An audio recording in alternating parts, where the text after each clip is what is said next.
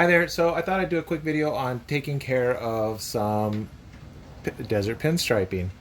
Now, let me preface a little bit about this video. I'm by far no expert. I've watched some videos on YouTube and done some actions through the years and taken care of some issues on this type of stuff. There are a lot more extreme measures you can do to get rid of desert pinstriping than what I'm about to show you. But there's always, like everything, there's always kind of amount of how much effort do you want to put into it for what you're going to get back out of it. My theory typically is I don't do anything about desert pinstripes for the most part, except for a wax job now and then. This is my older truck. I've been running this one for a few years, and you can see on this video I made it so the light would really show up these pinstripes pretty thoroughly. In the past, all I've ever done was just to give it a good wax job. It does hide the pinstriping to somewhat. The reason I'm doing a little bit more extreme now is that I'm going to sell this truck, so I want a little bit better curb appeal, and I want the finish to look a little bit nicer. As it is, you can see with this amount of pinstriping, it doesn't look very good. The angle and the light that's on this video right now makes it look worse than it really does, but it is plenty bad. I'm going to do some measures that are going to basically not really eliminate all the desert pinstriping. They're going to kind of hide it to some extent, and it's going to get rid of some of the finer ones anyway. There is more extreme measure you can do. It's just not worth it for what I'm going to get out of it to do this amount of work. So I'm just really going to make it look a lot better than it is. So what we're going to start with is most of this pinstriping I'm not going to do anything about other than what I'm going to, the polish and everything I'm going to show you in a little bit. But there are some more extreme spots that require a little bit extra work, or else they're not going to show up. Along here, I've got a pretty strong pinstripe there, and if I just polish on that, it's not going to take care of it. This one's fairly strong here too. So what I would basically do for this is you got to, it's light not reflecting out of that groove at the same way as it is otherwise, so you've got to basically change that groove so that it can be filled in a little bit and the light reflects properly and you don't see that groove anymore. This is all in the clear coat for the most part. They don't really go down into the paint, so what measures we're doing here is really just working in the clear coat. You can only, you can do so much in the clear coat, and then after you've done it for a long time, then you might start losing some clear coat or going through it.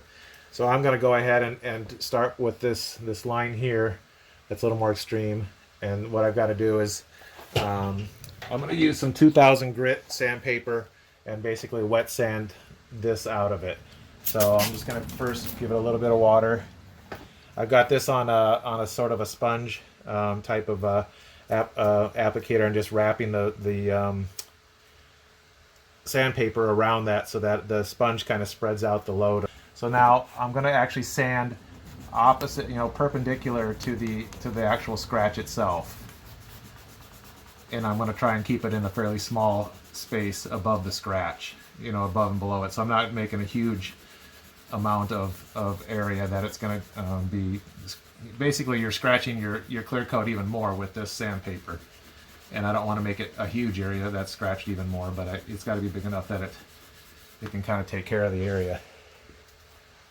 So basically, I'm just going to go down and follow that line. I can tell in the paint, in the wetness of this, that my view of that line kind of goes away. I can still see a little bit of line over here, but as the view kind of goes away with the sanding, that kind of tells me I'm getting far enough through it. Like I said, what you're doing is you are scratching into your clear coat even more with this 2000 grit sandpaper, and it's going to definitely dull it up and wipe it down a little more.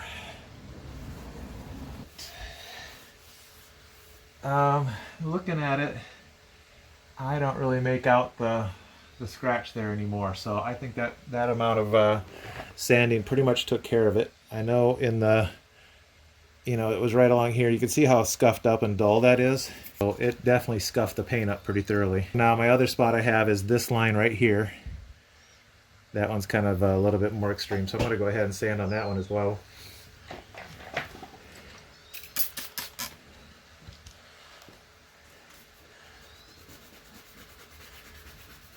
You can see as you go that the scratch is disappearing. So I just went up and back. I took about you know, just a few seconds, 30 seconds or so. And that line is pretty well gone, but the paint is really dull right there. When you come to get ready to polish, I've already washed this truck and everything, and I've cleaned this panel before, but I want to make sure it's pretty clean, because when you're going to polish, you don't really want other stuff that you're going to end up polishing into the finish. You know, dirt and grime and stuff like that. I've also got the Mother's Speed Clay. I'm going to go ahead and just hit this big open area with it. You got to have it wet for that. The Speed Clay is this item. It's got a, you know, handle on it. You know, there's clay bar you can get, but this is kind of like a synthetic clay bar, and it's supposed to basically, you're trying to get out other impurities in the paint with this. It's supposed to basically grab that. I think this is as clean as I need it to be at this point, so my next step is really just to try to get rid of some of the actual scratches now. So what I'm using is I've got my drill, and I'm just using my standard cordless drill. It's fast enough for what I need. You don't need to go high speed as far as I can tell. And I've got a pad that I bought, a set of pads. They're Velcro on, and so I'm applying, basically what I've got is this Meguiar's Scratch X 2.0, and I did some, you know, reviews on the, found some reviews, and that this seemed to be like a really good choice for it. So basically all I'm doing is I'm going to just polish using this as a kind of a medium pad. I'm going to add a little bit of Meguiar's to the pad. I'm going to kind of dab it out here and there so that it don't splatter too bad. And then it's all about polishing. So I'm just using the drill and just going at it, doing a polish job. I'll spread it out a little bit.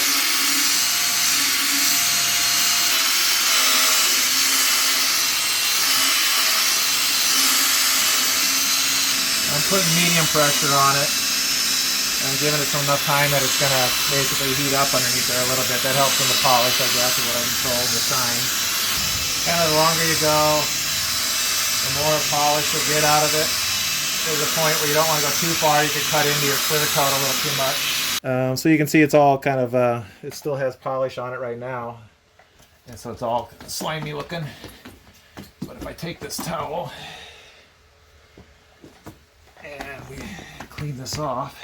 Like I said, the way I've got it sitting on the light now, you're still going to see these scratches to some degree.